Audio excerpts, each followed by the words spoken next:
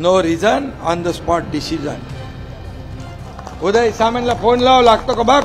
लोकांची मागणी आहे, इथे रोजगार नाही मिळत, इथं MIDC पाहिजे, जागा द्यायला तयार आहेत।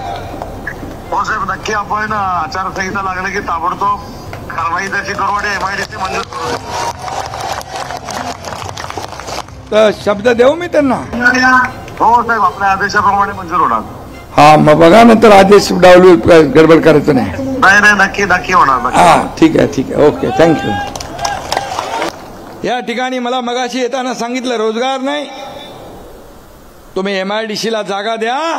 MIDC चे मंत्री उदय सामंत यांना मी तुमच्याकडे पाठवतो, बैठक घ्या आणि इथं रोजगार निर्माण करा।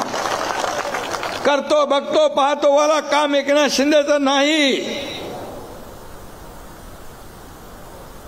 No reason on the spot decision. Uday सामंतला फोन लाव, लागतो का बघ। आणि म्हणून मी आपल्याला सांगतो, डॉक्टर नहाते, आप लोगों के है चाहते और लोग भी है आपके चाहते, इसलिए म्हणून तुमचा विजय पक्का होईल। 24/7 काम करणारा डॉक्टर आहे आणि एकनाथ शिंदे पण 24/7 काम करणारा आहे। मला आठवतंय, मी 2.5 वर्षामध्ये मला वाटतं 2.5 तासापेक्षा जास्ती झोपलो नसेल।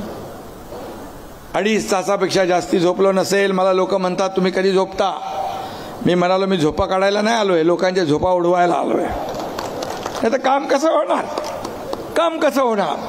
कमी चेंडूत जास्ती धावा काढायच्या, आणि म्हणून आपण काम केलं।